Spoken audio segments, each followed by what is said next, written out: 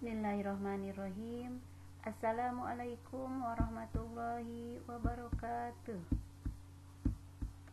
Apa kabar siswa-siswi SMP Negeri 2 Darangdan kelas 9 yang Ibu cintai dan Ibu banggakan? Semoga kalian selalu sehat ya.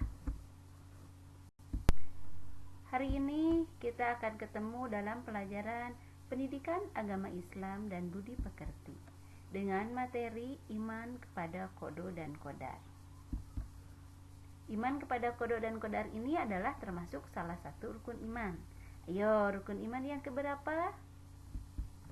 Nah, ini adalah rukun iman yang ke-6 untuk kelas 9 semester 2 yang akan disampaikan oleh ibu sendiri, yaitu Ibu Rina Supriyati.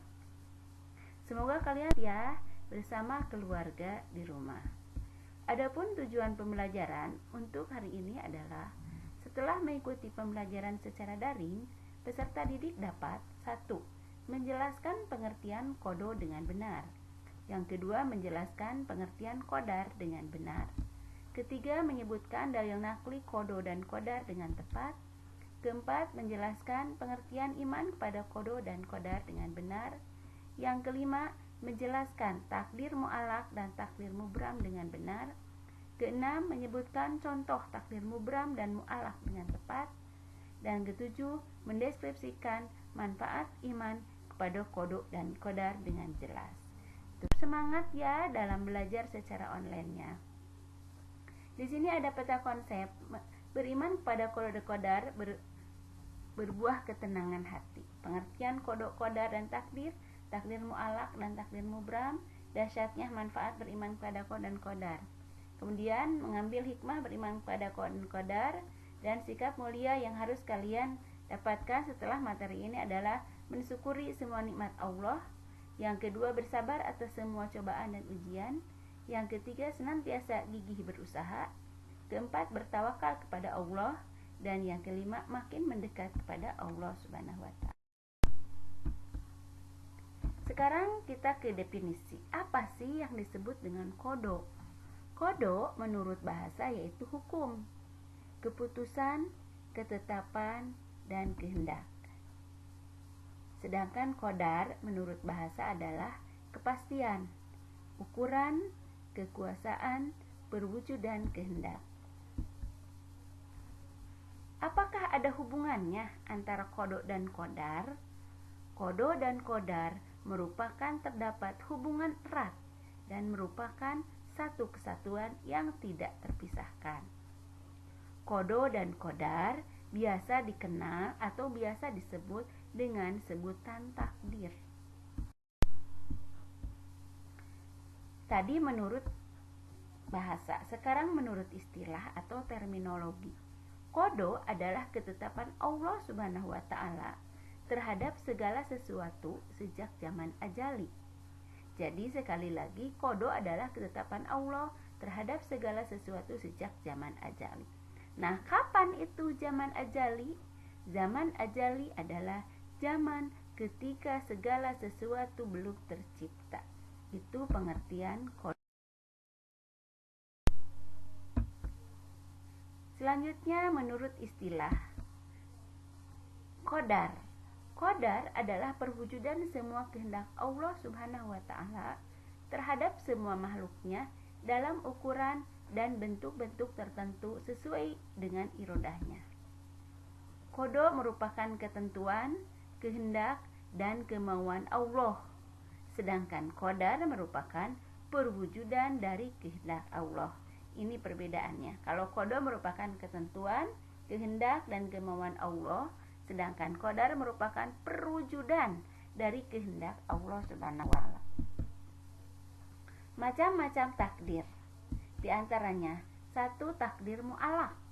Secara bahasa, takdir mu'alaq adalah sesuatu yang digantungkan. Sedangkan secara istilah, takdir mu'alaq adalah ketentuan Allah Subhanahu wa Ta'ala yang mengikut sertakan peran manusia melalui usaha atau ikhtiarnya. Perhatikan Al-Quran surat Ar-Ra'd surat yang ke-13 ayat 11 yang berbunyi A'udzubillahi minasyaitonirrajim. Bismillahirrahmanirrahim.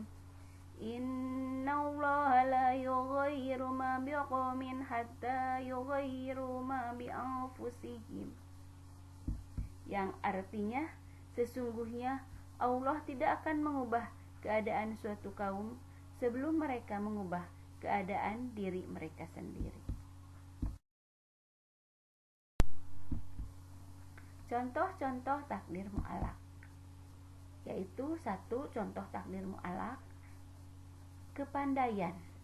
Kepandaian seseorang yang ingin pandai maka harus berusaha meraihnya.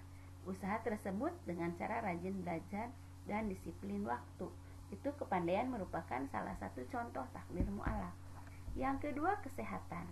Seseorang yang ingin sehat harus berusaha dengan cara berolahraga teratur. Yang ketiga adalah kemakmuran.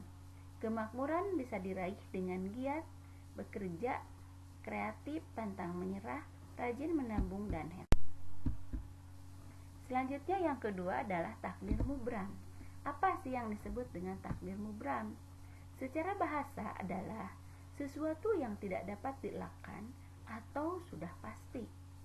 Secara istilah artinya ketentuan mutlak dari Allah Subhanahu wa taala yang pasti berlaku dan manusia tidak diberi peran untuk mewujudkannya. Jadi kebalikan dari takdir mu'alaq. Nah, takdir mubram ini adalah ketentuan mutlak dari Allah yang pasti berlaku dan manusia tidak diberi peran untuk mewujudkannya. Apa saja sih contoh takdir mubram? Yuk kita lihat. 1. Jenis kelamin manusia. Manusia tidak bisa merubahnya.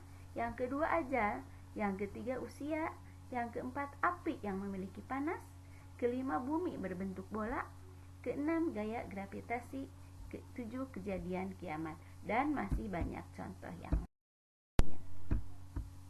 Perhatikan firman Allah dalam Quran surat Al-A'raf ayat 34 yang berbunyi, A'udzu billahi minasyaitonir rajim. Bismillahirrahmanirrahim. Walikulli ummatin ajalun fa idza jaa ajaluhum la yastakhiruna sa'atan wa la yastaqdimun. Yang artinya, dan setiap umat mempunyai ajal atau batas waktu. Apabila ajalnya tiba, mereka tidak dapat meminta penundaan atau percepatan sesaat pun. Selanjutnya, manfaat beriman kepada qada dan qadar.